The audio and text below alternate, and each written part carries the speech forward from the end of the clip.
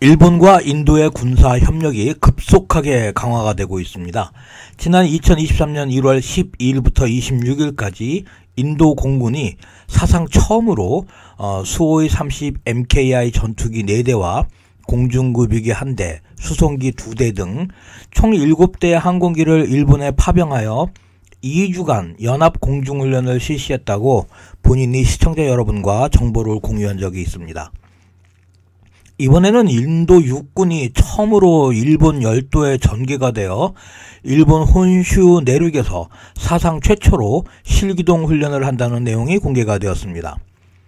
육상자위대는 2023년 2월 8일 공식 보도자료를 통해 이와 같은 사실을 공개했습니다.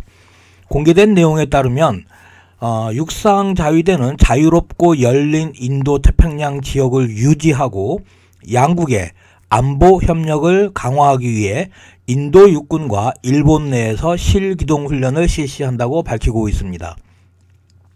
이 훈련은 양국이 2018년부터 시작을 한 다르마 가디언 훈련입니다. 그동안 육상자위대의 소대 병력이 인도를 방문하여 인도 현지에서 실시해온 양자연합훈련을 이번에는 대대급으로 확대하는 것입니다.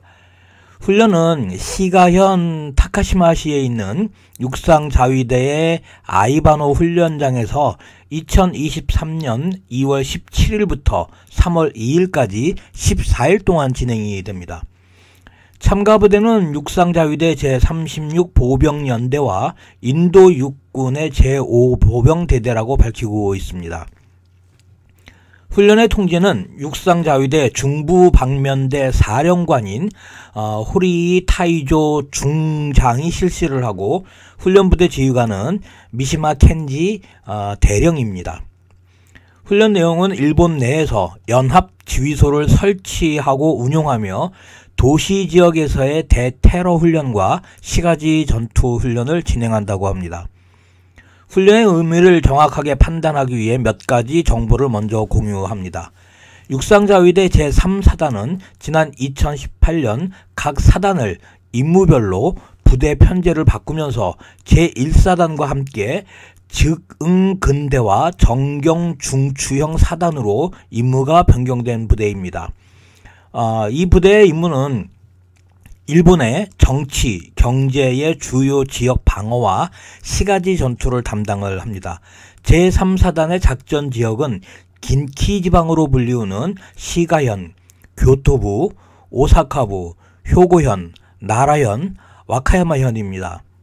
이번에 인도 육군과 훈련을 하는 제36보병연대는 효고현 이타미 기지에 주둔을 합니다. 5개의 보병 중대와 1개의 중박격포 중대 그리고 본부 중대 등 총 7개의 중대로 편성이 되어 있습니다. 이 중 제5 보병 중대는 경장갑 기동차를 운용을 하는 기보 중대입니다. 참고로 육상자위대의 편제에는 대대가 없습니다. 주둔지에서 훈련장까지는 직선거리가 83km이고 도로 기준으로는 약 한 120km 정도 됩니다. 훈련에 참가하는 인도 육군은 제5대대로만 발표가 되어 상급 부대가 공개되지 않았습니다.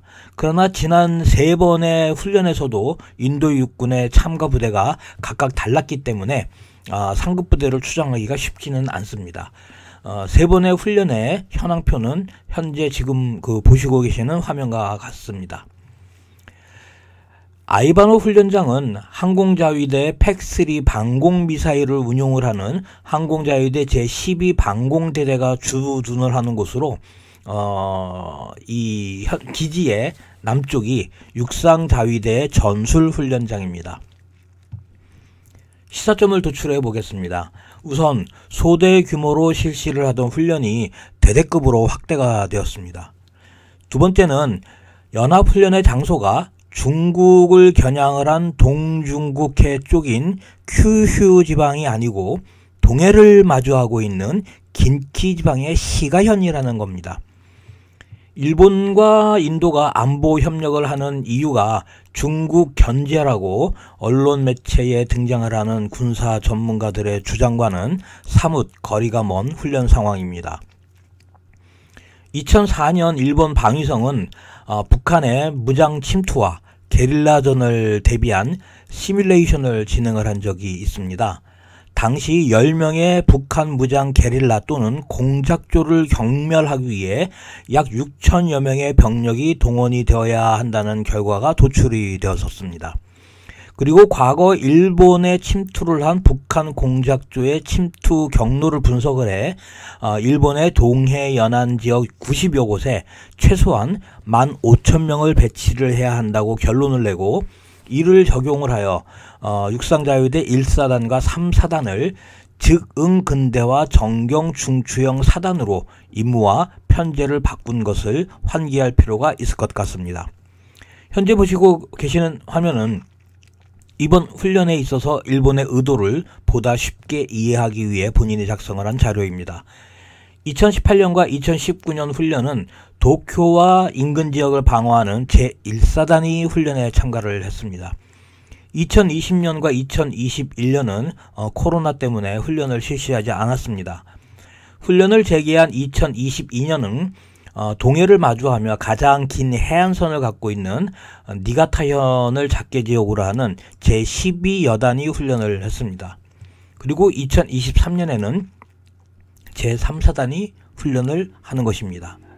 지금 화면에서 보시고 계시듯 북한이 일본인을 납치한 곳으로 알려진 일본 내 9곳의 장소 중에 6곳이 동해를 면하고 있는 지역입니다. 결국 일본의 이러한 움직임은 대외적으로는 중국을 견제하기 위해 인도와 안보 협력을 한다는 점을 부각을 시키고, 실질적으로는 육상자위대에게 북한을 대비한 대테러전과 시가전 훈련을 하는 기회를 제공하는 것이라고 분석이 가능할 것 같습니다.